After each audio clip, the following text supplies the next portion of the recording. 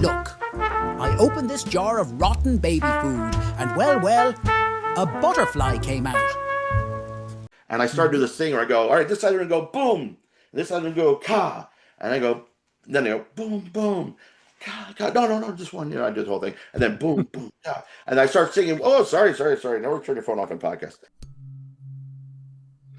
Welcome to the Comedians in Elevators podcast. I've got my guest, Walt Frasier. Walt, say hi, introduce yourself, and tell us a little bit about yourself. How's everybody doing? My name is Walter Frasier out of New York City, technically Jersey right now, right outside the city where I live, but I've been doing comedy in Times Square for 23 years now, and then touring nationwide wherever the gigs take you. 20 years day job free, though. Got a couple books out there, got a whole comedy class or comedy school kind of thing in Times Square, and then corporate events, schools, you name it, and a few co-stars and TV appearances, but whatever it takes to keep me out of restaurants and off the streets. Awesome. Well, so Walt, you ready to get started? Let's do it. Listen, to my regular listeners, I know you don't like when at the beginning of these conversations I ask you to subscribe. None of us like it. I don't like saying it. I don't like it being in here. But it's frustrating. You know what else is frustrating? It's also frustrating when I look in the back end of the YouTube channel and I see that 56% of you that watch frequently haven't yet subscribed. And I know this because I see it in the comment section. You say things like, I didn't know I didn't subscribe. And that's actually what fuels the show. Basically, it's like you're making a donation to the show. So that's why I ask all the time, because it enables us to build and build and build. And we're going for the long term here. Hit the subscribe button and we'll continue to build this show for you. That's my promise. Thank you to all you guys that do subscribe. It means the world to me. All right. So the whole point of the podcast is to compare and contrast the comic versus the comedian. So I define the comic as any person telling funny jokes versus the comedian who's a funny person telling any joke. So Walt, would you agree that you start as a comic and evolve into a comedian? You know what? I thought about this. I saw one of your other podcasts. I think a comedian in a broad sense is anybody who attempts to be funny.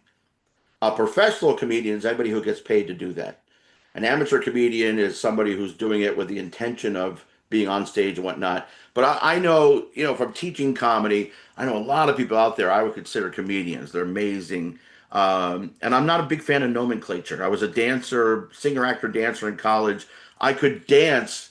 I could never remember the names of a damn step for the test in college, but I could do the step. I never what's the pirouette? What's the pirouette? So to me, the name doesn't matter. The biggest difference, though, is at some point you're getting better and better because you're doing it every day. And if you want to be a professional comedian, I know there's an old thing with the comedian, the comic, and I'm glad you defined it that way because I can never remember which is which. Because back like in the 20s and 30s, one was the people that told jokes, and the other ones were the sketch and improv guys.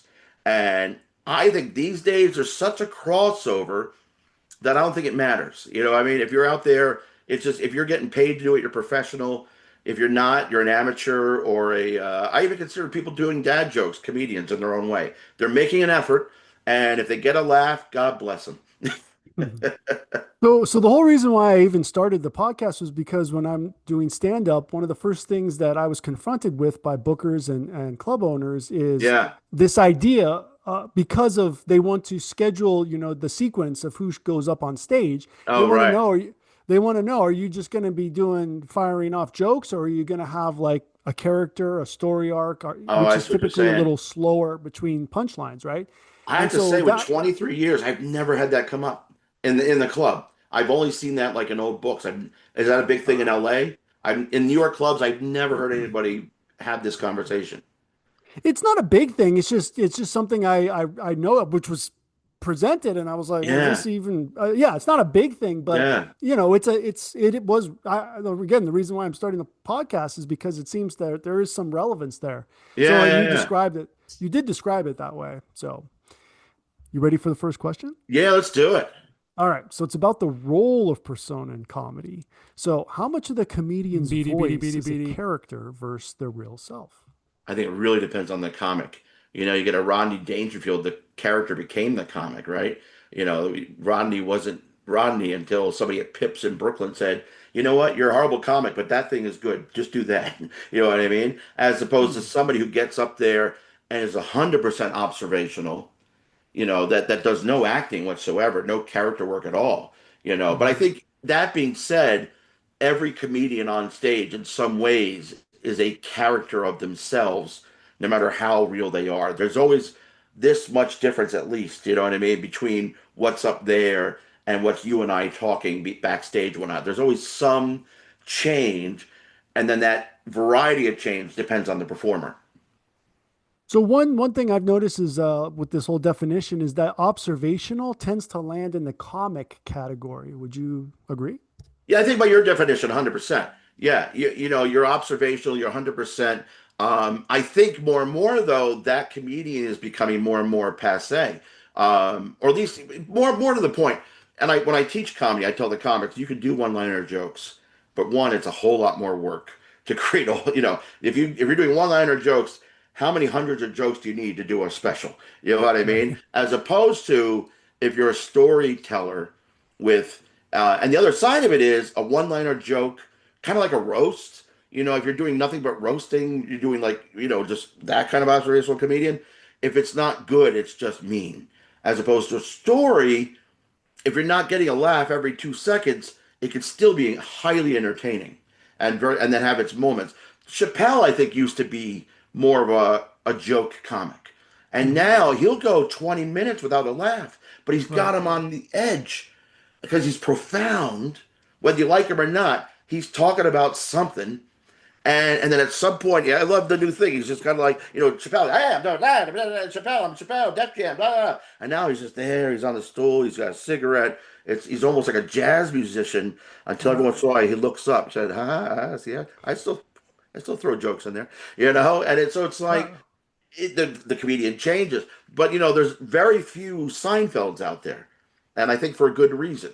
There are no Henny Youngmans left anymore, at least not really getting paid. You know what I mean? The ones that just, hey, take my wife, one joke, blah, blah, blah, blah, blah. Now more and more, it's much more about tell me a story, and the other side of that is it's always original because it's you and you're not making fun of anybody else. The whole punching up. I think I'm getting ahead in your questions. Punching up versus punching down. When you're making fun of yourself, you're always punching at yourself. It doesn't matter what you say, or if you're just talking about what happened, and you insert a little joke here and there, and blah blah blah blah. well, if you're getting ahead, let's see how far ahead you are. So yeah, so punching up versus punching down. So where do comics first comedians stand on this?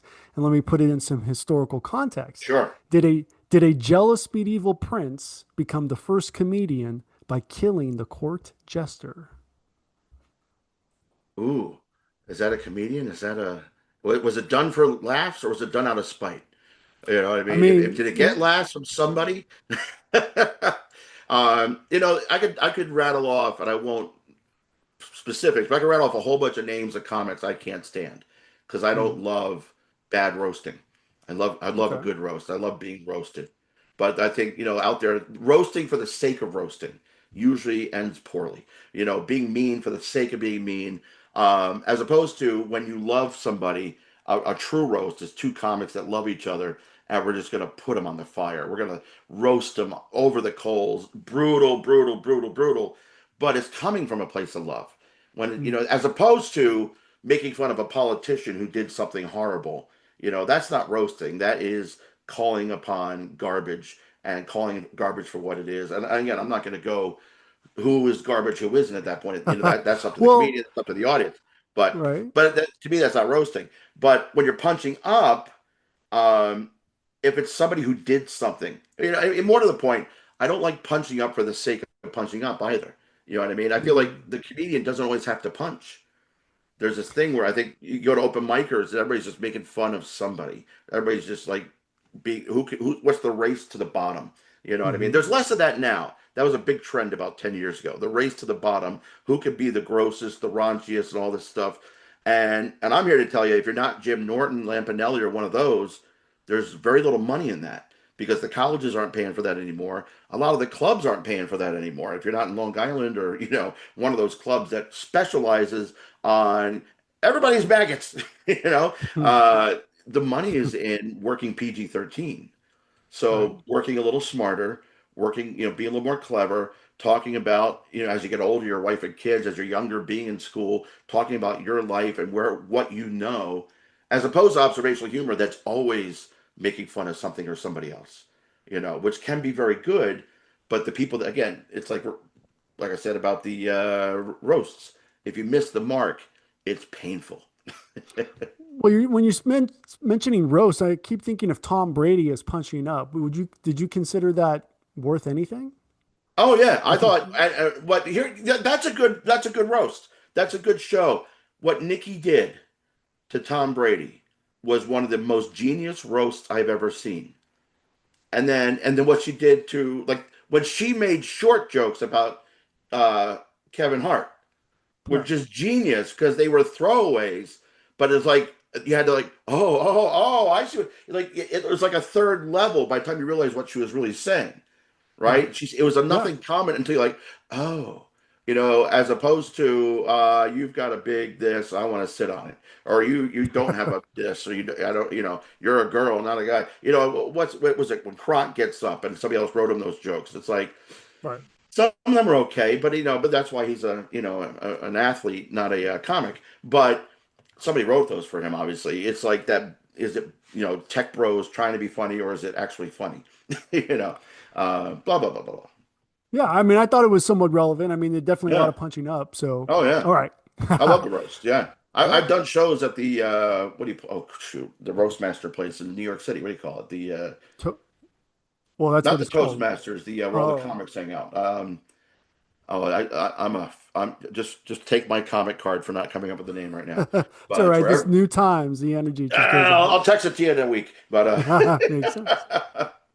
So speaking of, so how about cultural translation of comedy? So how yeah, do jokes that work in one country bomb in another? well, 100% is context.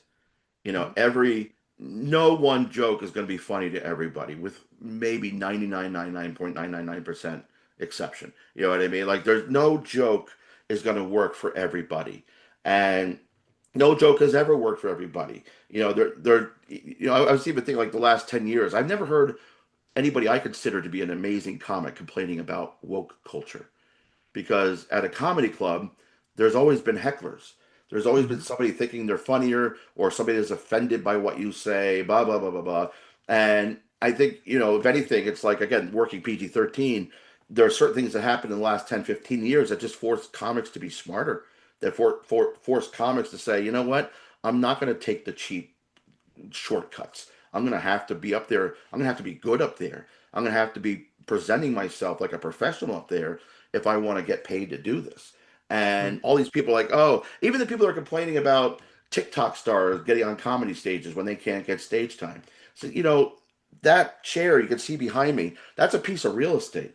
Once you learn how to produce comedy, you realize on some levels it doesn't matter. It does matter what's on stage because you want them to come back tomorrow, but it's a real estate transaction selling a comedy ticket. You know what I mean? So I Mhm. need people in those butts and seats. If that guy or gal has 300,000 followers and 20 people are coming to my club, where I'm struggling to fill seats right now, and if you work in the clubs, it's harder and harder to fill seats in a club. The algorithms, blah, blah, blah, blah, blah. What worked in the Mhm. past doesn't work anymore, marketing wise. Right. So if that person can bring all that stuff, um, and I'm off topic a little bit, but I think it really matters. It's No. such a subjective process. And that same club, this club right here, the show tonight might be the worst thing you've ever seen because of what your sensibility is. But the next show, an hour later or the next night, might be the best show you ever see. It's that subjective. You can't say one room. There's like 5 or 6 rooms in this country, maybe, that are like consistently doing the exact same comedy all the time. That you might say, if I go to that room, I know what to expect. But everybody else, the road dogs are different. There's such a variety of comedian now. All right. So then with this variety, how does the silence when your joke doesn't land hurt? Physically, emotionally, morally, or Yeah. spiritually? You know what? I got something to counter that. I don't think silence is not a bad thing. When people start to scuffle their feet, open their candy wrappers, Mm, cough, that's when you know you're losing your audience. When they're mm, quiet, you might just not have that good laugher down front. You know, when the perfect audience usually has one or two people like me, because I'm a laugher. I'm loud, and if I if I start laughing, everybody around. This is why I hate doing corporate events, because those big corporate rounds, there's one Mhm. laugh guy or gal in that front row. They're too spread out for it to be contagious, right? That they're not. It's too spread out for that person to lead 300 people down, and then you lose all the smokers and the drinkers anyway. So, but in a comedy club that's tightly sat, you got somebody like me down front. That crowd is going to be roaring. But you do, and I come from the theater world first. You know that place where you're not conscious and you're not sleeping either? That's your power bill to the electric company. Right here. I want us to be here with free energy, where the Wardenclyffe Tower meets the Eiffel Tower. But that's not where we are. We are here, where you've got the utility and you've got residential solar. Between these two, we know which one saves you money. This is where we can go in the meantime. But this is where I want us to be now, and this can be done now. So let me deputize you to represent DOSE, Department of Solar Efficiency, and let's get on the podcast and get the message out today. See you soon. So I know a silent crowd is a listening crowd. If Mm. it's completely silent, they're on the edge of the seat waiting for you to be funny because you've got a presence. You know what I mean? Don't never fear silence as a comedian. What you fear is when they start saying, "Oh, you hear somebody in the back. This guy isn't funny, is he?" If it's silent enough for you to hear those comments in the back of the room, then you got to worry. But at the same time, I've been doing this now for 23 years, and my biggest message to any comedian, and not just for me. If you ever see that Showtime or I think it was a Showtime special where Seinfeld, not Ricky Overton, what's his name, Ricky Gervais, Chris Rock, and CK sat down, talked about comedy for an hour on the couches, and Chris Rock was the first one to say, "You have to fall on your face at least 100 times to figure out how to do it." You know what I mean? If there's any like new comics watching this, you're not going to go to open mic and know what to do. You're going to think what you know what to do, and as soon as you start realizing what you think comedy is, that's when you'll start to learn what it might be. Because you got to but I have to say that about singing, acting, dancing, painting, every art form, every craft. All of you out there that are in the audience, watching it on TV, until you get on stage and realize what it really is. Mhm. Nothing I say can describe it. You have to get up on that stage. That's why I would say in my book, before you even write one word of comedy, get your first 5 minutes scheduled. Get an open mic. Go to a school go to your school club that does this stuff. Go hang out, and then just go talk for 5 minutes and see how it is. Don't write anything because then you're going to be memorizing things and trying to. You're not going to be listening, right? Comedy really is a one-on-one conversation. Just the other person on the other side of the coffee tables. If you're lucky, 100 or more people. An open mic, 5 or 10. But if it's just to bring to show your friends and family. But eventually, the goal is it's a one-on-one conversation that you don't want them to talk back, but it's like it's you and your friends at lunch in school when you're 10 years old. Oh my God, let me tell you what I did over the weekend. So And what you about just, what about the energy level? What if the energy is just so high it actually yeah, scrambles your brain and you're yeah, not and you're not able to actually keep on track, not even memorize yeah, material, just hitting your yeah. cues. That's fine. That's better than being dead. It's worse not having enough energy, Right. And my theory of the case about deadpan performers, um, for out of every so-called 1,000 deadpan performers, one of them is a true deadpan. You know what I mean? Mm. There's how many true Stephen Wrights are there, right?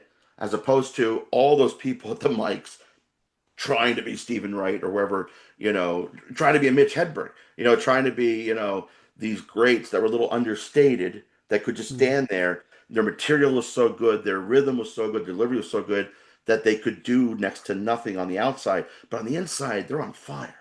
Mm. And most of the so-called deadpan comics are just boring as F.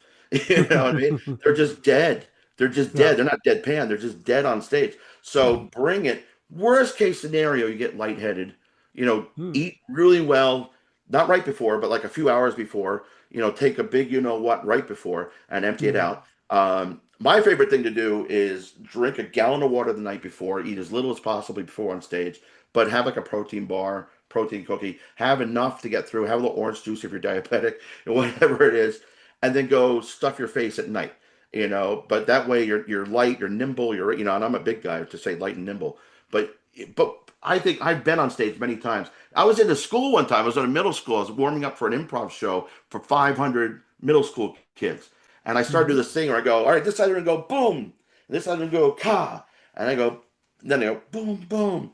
Ka, ka. No, no, no, just one. I do the whole thing, and then boom, boom, ka. And I start singing. Oh, sorry, sorry, sorry. Never turn your phone off in podcast. Then I start singing "We Will Rock You," but I had the energy so much when I Right. started to sing "We Will Rock You" at these high notes, I started to white out.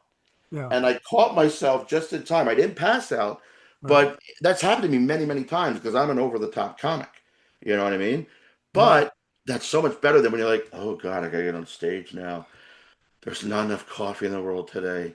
You know, ugh. We have those days because we're human. No matter how, and I'm trained as a dancer, as a singer, as an actor, I know how to get myself ready for a three Mhm. hour opera. And there are days are just like, it ain't happening. I can't do 12 hours on a Saturday anymore and expect to do a matinee on a Sunday anymore. I Mhm. just, because I'm 53 now, but, blah, blah, blah, blah. But, Yep. that's not a problem. I think too much energy is never a problem. And eventually, what you'll learn how to do, watch what Robin Williams does. Robin Williams, Juilliard trained, who's blah, blah, blah, blah, blah, blah. And he breathes and he Yeah. pauses everything. It's a trick from the mime world where you just come to a full stop. Just now, in the old world, it was like, hey, we're like breakdancing with our mime stops. Now, in natural comedy, it's less obviously a stop. It's more subtle, even more modern physical comedy and mime and whatnot. But there's still like a total stop where you just, and just breathe and you can collect yourself. And the cool thing is, if you come out huge, huge, huge, you want to do that anyway, right? Because if you're always Mhm. this way, you're going to put them to sleep too. I could fall asleep at a heavy metal concert until they get to a ballad, like, oh, that changed, right? That dynamic shift is huge. So be huge, and just pull it all together and bring them into you at that point. All right. Well, speaking of, how about crowd work versus crafted work? So, Mm, if comics riff like yeah, influencers in the yeah. comment section and comedians perform like in reaction videos, where's the sweet spot? I don't, again, I think that is a conversation for people on Instagram and TikTok. You know what I mean? Mhm. I Mhm. think if it's working for you, who gives a crap what it is? That's usually a conversation I hear comics that aren't getting the stage time complaining about, again, the influencer with followers getting stage time when they're not. And it goes back to what I was starting to babble on about earlier. And I'm like, it's the world we live in. Writers, hey, AI is a thing. You can embrace it or you can be replaced by it. It's like the emails, it's like websites, it's Canva. How many great graphic artists that were put out of business by Canva? Not the really good ones, but the Mhm. people that were doing Fiverr for $5. Oh, I could do that by myself now on Canva. For Right. free, or pay $12 a month on Canva and have unlimited access to creating my own posters. I don't need to pay anybody anymore to do that. I have online printers now for my marketing. Blah blah blah blah. Everything in the and it's not even a difference. I don't think it's a better or worse. It's just different. It's the change. So, and again, going back to nomenclature, I really don't think it matters. Not to dispel like your point or your question. I think if it's working for you, do it. You know what I mean? If it's getting you views and you're making money doing it on Instagram or wherever, go for it. And you know what? All the comics, the haters are going to come into your profile and make you a fortune by complaining to you about it, right? If it doesn't work for you, don't do it. But I will say this to all comics, actors, everybody. While everybody's out there complaining about what works and what doesn't, people like me are out there working, doing what works for me. Right. People complain about Nepo babies like it's a new thing, right? Everyone's like, oh, Nepo babies are getting this, Nepo babies like you remember 100 years ago where the only people got anything were the sons of the king, Right. the only people were the aristocracy, and it was like capitalism allows you to slip through the cracks. It's like as opposed to all these other things, I don't got to get political, but communism just puts everybody to the bottom except the aristocracy. It just kills the middle class. Doesn't help the poor people at all. You know what I Right. mean? With the opportunities presented by Instagram, TikTok, And I don't have a huge following. I've had a couple views with a couple million hits. You know what I mean? I'm not making money online, but if I have a couple hundred of the right views, I can get a corporate event. I could get Mhm. a school gig. I could get a college gig. I did some sketch comedy back in the day, and they led to dozens of college bookings. And going to booking places like NACA or all these places where you spend thousands of dollars to be seen never led to a single booking. It was just too big. There's millions of people there trying to get work. But that one college kid who's running a club that sees my sketch and says, that guy's funny, let's bring him to our school. Zero Yeah. in zero money marketing, no money, and you skip the middle person. You got right to the client. So stop complaining and either do it or don't. You know what I mean? Just do it. Actors that still complain about having to be on Instagram. I know that I have bookings on TV, co-star work. I have my SAG card because I have thousands of followers and that person had 200, and I'm bringing an audience to the table on NBC. Never mind the club. So it's all about they have advertisers. The club owner, again, that's a piece of real estate. That's a New York City club that costs thousands of dollars a month to the owner of that club for the real estate, right? Mhm. Um, you name it. Never mind cost of food, cost of everything else, the person serving the food, all that stuff. The cost of running a business. They need butts and seats. If you're not bringing anything to the table, if your name doesn't sell tickets, you can't complain. You're going to be doing Booker shows, oh, sorry, Bringer shows and Barker shows or self-produced shows the rest of your life. But if your name sells tickets, you know what I mean? So don't tell me that the comics are losing stage time to the influencers because people like Giannis Pappas, who's a real comic, who's also an influencer, can get stage time anywhere in the world he wants. You know what I mean? Because he's both. Yeah. That's Ted right. He. Alejandro will bring an audience to the table. I don't know if people know Ted. He's one of the best New York comics. Mike DeVecchione, all these guys, Joey Koala, all these guys that are the opening comics and all the TV shows that are New York, New Jersey comics. And I just know that scene. As opposed to like, I know the LA scene is more like if Jamie Masada thinks you're pretty, you'll probably become a star. But, never mind. And nothing against that. It worked for Dane Cook for a few years until people realized he's not as funny as Masada thinks he is. But, and I've worked in the New York Laugh Factory when it was here for 6 months. That style didn't work here because here you have to be funny in New York. Right. Yeah. And that's ultimately Yeah. you can get the job. Anybody can get booked if you can bring seats to the table. You're probably not going to get rebooked if you're not funny in New York, at least. You know what I Mhm. mean? So it's like you can complain about it or you can deal with it and make it work. And at the end of the day, I always say if you're not getting stage time, just produce a show. What you're doing right here is exactly what you got to do at the club. I am day job free for 20 years. I haven't had a boss in 20 years. I've had club bookers book me. I've had clients, JP Morgan Chase, Cushman Wakefield, colleges like Georgetown, Princeton, yada yada, working nonstop as a comedian, making a lot of money in about 2 hours, what I used to make as an actor in a week, and I do that 4 or 5 times a week now. And then I'm online on LinkedIn. Come, please hire me to do your corporate event, team building, blah, blah, blah, blah, blah. And I haven't had a day job in 20 years because in 2002, I said, you know what? I don't like open mics. I don't like bringer shows. I don't like Booker. I love Booker shows. I take that back.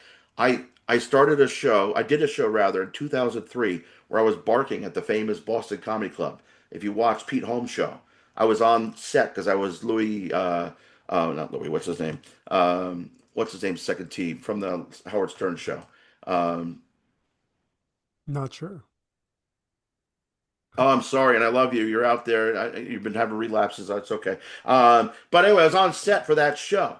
I was on the set of the Boston Comedy Club, which is a direct, exact inch for inch recreation of the club from Third Street in Manhattan. It was out in the studio in Queens or Brooklyn, wherever it was, and and it was just, oh my God, it was crazy being there again. But I did a show there in 2003, 22 years ago. I barked in 20 people, didn't make a penny. I was going to do a set around 9:30. I had to wait for 3 hours while all the big stars came in. Kill Martin, Modi, Wally Collins, all the people that were working comics came in and they gave them free stage time. I didn't go on to almost midnight. I was half asleep. A week later, I started producing my own show, made $50. By 2005, I was producing 6 to 8 shows a week, making $1,000 cash a week. And then I stopped doing those because people can't come to the show. It's like, oh my God, you're good. We do my bar mitzvah, you do my corporate event, we do my school. And then I couldn't do that anymore once I turned 40 and get up at 8 in the morning for a school job. So, Right. I started working full time in gig work. And because I didn't complain once. And I love that show because I hear all the comments all the time. Oh, I hate bringers. I hate barkers. Produce your own show. Right. If you can't get time at a club, find a coffee shop, find a bar, find a back room. I was just at the meatball shop. I don't know, you don't know New York, but people don't know New York. The meatball shop on 53rd Street and Ninth Avenue has a room in the back for 30 people. And I was back there after a show that my students did. I was invited, and one of the parents bought me dinner and all blah blah blah blah. I'm like, do you guys do shows back here? Because it used to be a speakeasy apparently. It's like, just as a comic, start thinking like a producer everywhere you go. When you're down the Jersey Shore, you're over in Long Beach, you're over in Newport, you're over, where's the place with the frozen bananas next to Newport, south of LA. You're in San Diego, you're in San Francisco, whatever town you are.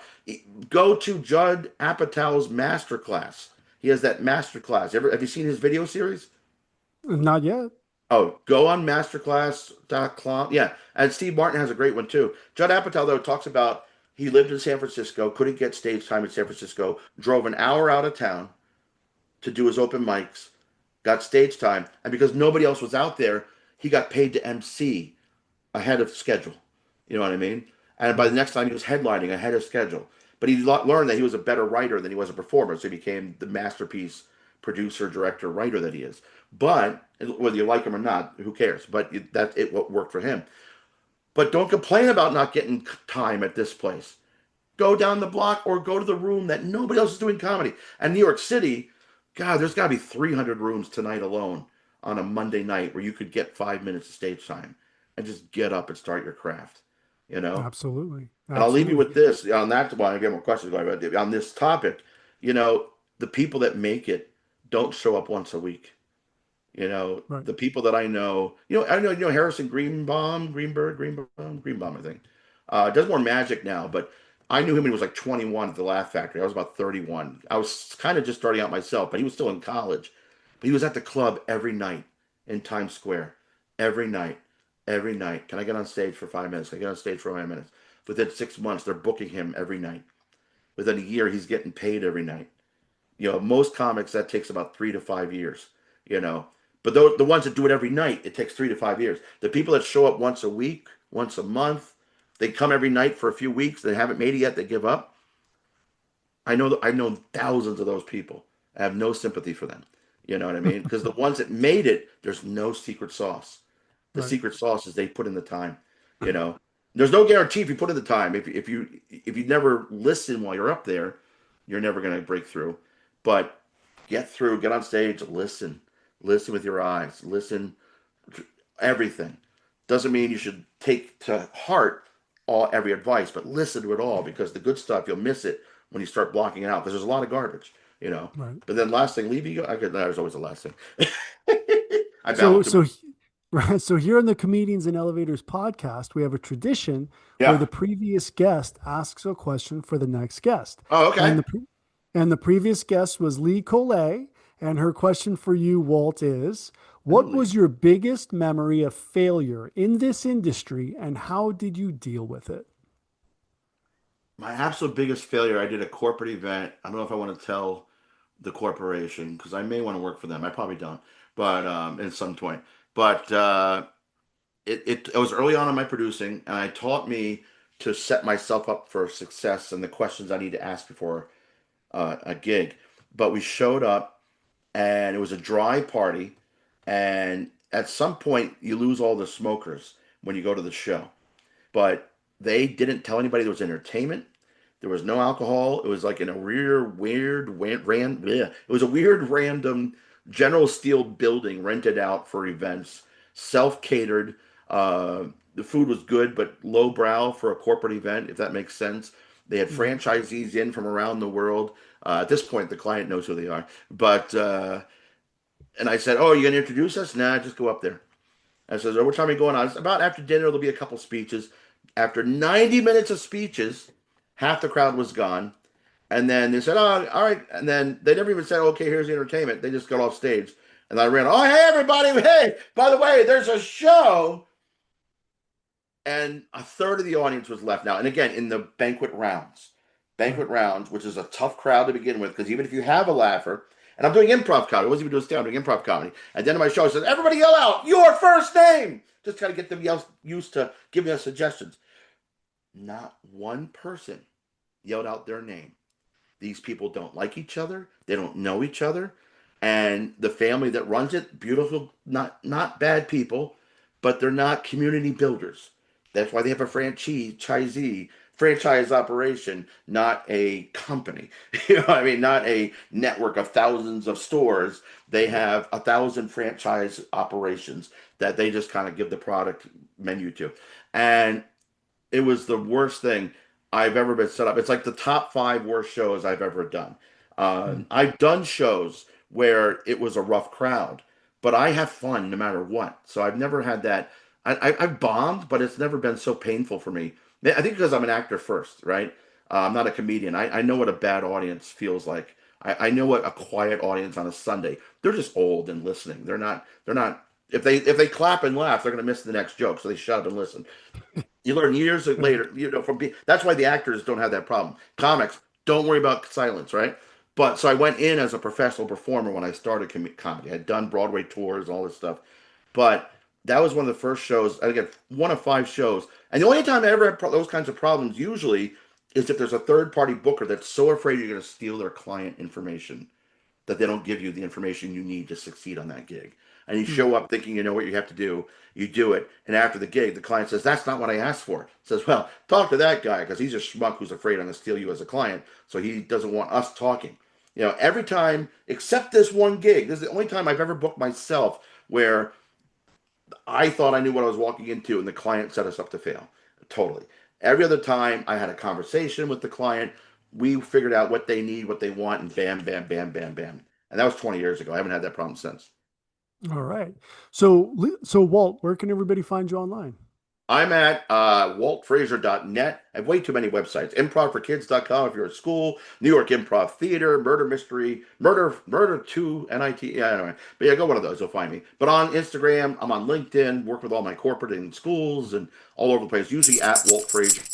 It's like the basketball player, but with an S. I don't know if you see my name there. Frasier. Awesome, Walt. Well, thank you so much for being my guest, and for everyone, Awesome. please like and subscribe, and we will see you in the next one. Always start every day with a smile. If you're interested in too much information like in the network state or Mantipus the chicken shit, check out this video. Or is it this one right here? Well, either way. Lizard.